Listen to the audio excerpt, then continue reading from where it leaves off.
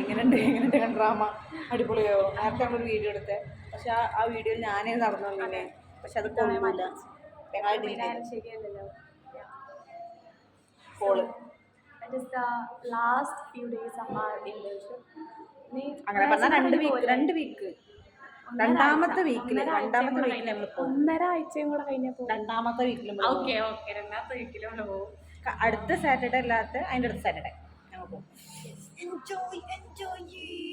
പക്ഷെ അത്ര മോശം അല്ല കേട്ടോ ഇന്റേൺഷിപ്പ്. അടിപൊളിയാണ്. നമുക്ക് പ്രാക്ടീസ് ചെയ്യാൻ ഭയങ്കര എളുപ്പമാണ് ഇന്റേൺഷിപ്പ് ചെയ്തിട്ടുണ്ടെങ്കിലോ. പിന്നെ ഞങ്ങളെ മെഞ്ചറുന്നില്ല, അതുകൊണ്ട് തന്നെ ഞങ്ങൾക്ക് പണിയൊന്നുമില്ല. അതുകൊണ്ട് ഞങ്ങൾക്ക് ഇൻസൈഡ് വന്നിട്ട് വീഡിയോ എടുക്കാനുള്ള ഒരു ചാൻസ് ഉണ്ട്.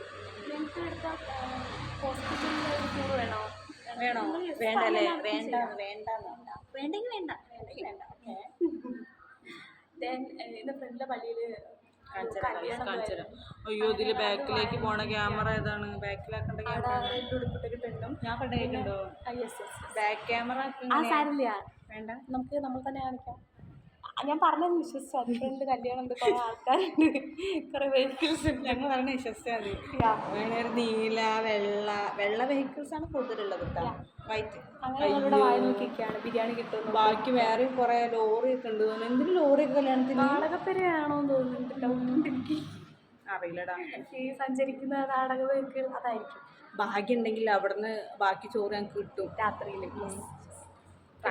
പിന്നെ ഞങ്ങളുടെ ഫ്രണ്ട് സംഗീത, അവളെ അറിയില്ലേ? പിന്നെ കാണാൻ വഴിയില്ല. ആ വീഡിയോയിൽ കുറച്ചേ ഉള്ളൂ ഓളെ ഫാൻസ് പറഞ്ഞിട്ടുണ്ട്. അവളെ ഫുൾ മെയിൻ ആക്കിയിട്ടൊരു വീഡിയോ ഞങ്ങൾ ചെയ്യുന്നുണ്ട്. എന്തോ ആൾക്കാരൊക്കെയാണ് കുറ്റം പറയുന്നത് വന്നോണ്ട് ഞാൻ മെയിൻ ആവലാണ്. തുറക്കാൻ വയ്യ അത്രയും. അത് സെപ്പറേറ്റ് വാട്സാപ്പിലെ കമന്റ് വരുന്നത്. അത് അങ്ങനെ ഒരു കാര്യമില്ല. ഞങ്ങളെ നമ്പറൊക്കെ കൊടുത്തിട്ടുണ്ട് ആൾക്കാർക്ക്. Okay, bye. ഇനി അവള് വന്നിട്ട് ബാക്കി പറയാം.